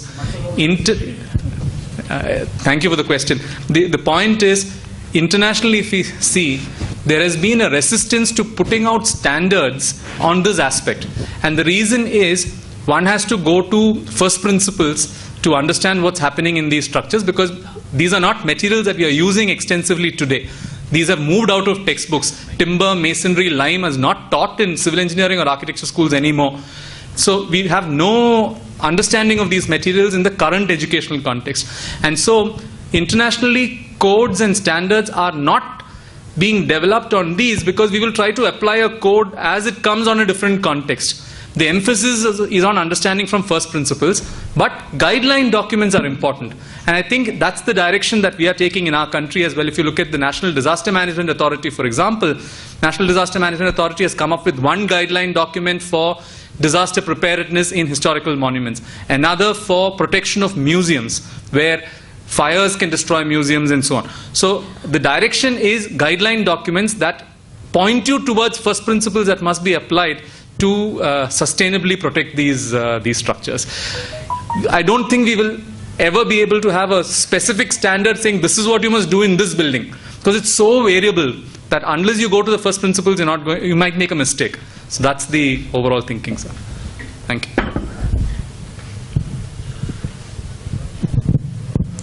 Just one example. I must calculate one thing. I have a long journey, and rather to say, in the last 60 years, including the retirement, I have seen how the conservation was started in Archaeological survey and how it is going today. So for me, it was an awakening, because whatever is taught today in the last 10 years or 15 years, that knowledge, those experimentation in laboratory and other things, they were not available. Yes. This is a creation of only for the last 20 years. Because what we were given at that time, it was only to get down the stones and just refix them again. This was the conservation which I was seeing through my engineers, and we have also learnt of the conservation from them. Formerly we were writing only the inspection notes, because our seniors, they were leaving only inspection notes and we were writing. We were not asked to write any large notes or keeping in the mind for a plan period for 5 years or 3 years how the conservation will go on. I still remember in 1984 when Dr. Nagaraja Rao came to our Archaeological Survey of India as a Director General, he selected 100 monuments in the country and he wanted to include in the heritage and state protected and so on as a list, and he started doing it. So I say that whenever the conservation is done or has been attempted by the central government, we have utilized the best technique available at that time. I just remember this boy came after me, long after me, Bhattacharya, right from the beginning. I have seen him all through what he has done in his life, a great contribution in the eastern region of the country. and learned how has the conservation has changed. Question is this, as he was talking about the dampness. All the Goa monuments are suffering from the dampness. Yes. Whether it was the governor house of Goa or our churches in Goa. So the question is this, that was the first thing. And what we were all talking about, the dampness and other things, this is a common problem. That is not. But the scientific efforts, like disaster management or other things, because I still remember about the Jagannath temple, when A.K. Gupta and others from IIT, they provided the temple. His latest work, the Natya Mandir, I was not aware.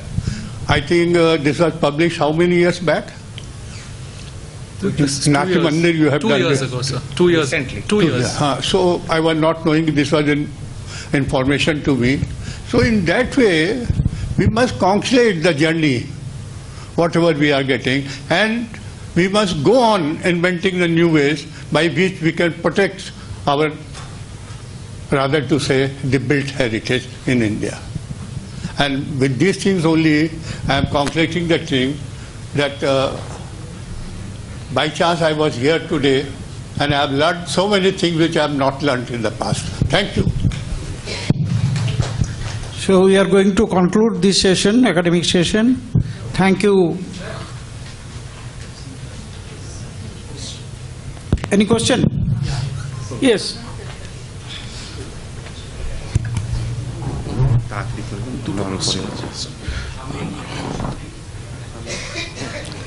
I have just two questions in panel. Several ancient buildings constructing different types of material. In several materials not found in ancient period materials have not found.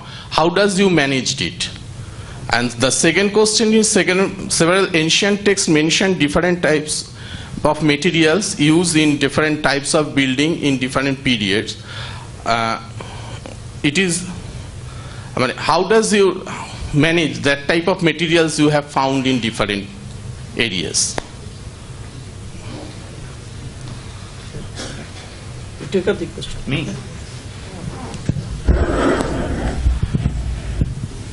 Now it has happened at many places that the stones that have been used in the past are not available, already exhausted. It has happened. For example, in Mandup also there are certain stones which is completely quarries exhausted in last say 200, 300, 400 years. We'll have to go for an alternative stone which matches in character. Particular composition, we go for the petrological analysis and the color, superficial character. So those things have to be done. That's the only alternate. It has happened at many places. We do not have the source at all. We'll have to go for the alternate. And what are the other questions you wanted to know? This what you wanted to know? Several ancient texts mention different types of building materials. Are you use that type? Yes, at many places. For example, he will explain, Dr. Tapan also, particularly in the medieval times, the lime water that we see, there is a bonding material, many things are mixed in that. Many of the organic matters are mixed. And we have analyzed all that, we know that even from the text, even from the scientific analysis. And that's being done at many places. But he wanted to point it out, it's not followed strictly at many places. Almost, I can tell you, not even in 5% cases, it is followed. It is there. I mean, one knows about it, one can go for that.